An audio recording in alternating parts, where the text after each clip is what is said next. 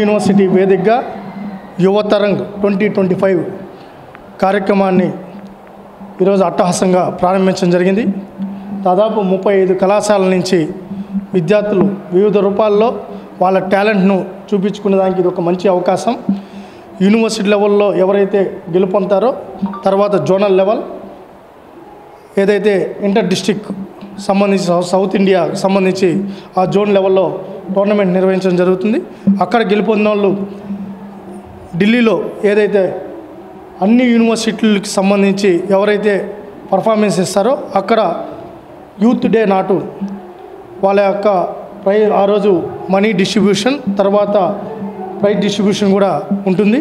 ఈరోజు ఇది ఒక మంచి ఆపర్చునిటీ. గతంలో ఈరోజు చదువుతో పాటు వాళ్ళు ఎంచుకున్న ఏ రంగంలో అయినా రాణించగలగాలనే ఉద్దేశంతో కేంద్ర రాష్ట్ర ప్రభుత్వాలు ఇలాంటి కార్యక్రమాలకు శ్రీకారం చుట్టడం జరిగింది.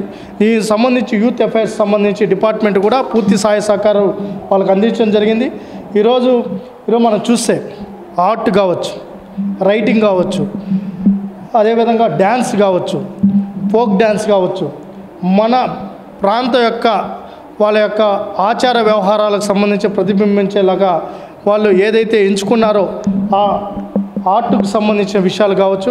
ఈరోజు మైమ్ బ్రహ్మాండంగా మనం పద్మావతి డిగ్రీ కళాశాలకు సంబంధించి విద్యార్థులు మీరు చూస్తుంటే మైమ్ ఈరోజు అనేక రూపాల్లో వెంకటేశ్వర స్వామి యొక్క వేషధారణతో కూడా ఈరోజు కూచిపూటి, భరతనాట్యం ఈ కార్యక్రమాలు కూడా ఈరోజు ప్రదర్శించడం జరుగుతుంది.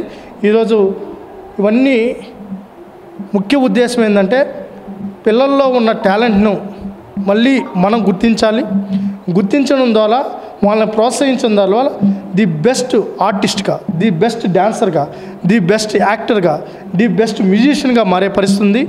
ఈరోజు మనం చూస్తే చదువు ఒకటే కాదు, ఇతర దేశాల్లో మనం చూస్తే అన్ని విభాగాలను ప్రోత్సహిస్తారు. ఆ మూమెంట్ని ఇక్కడ క్రియేట్ చేయడం.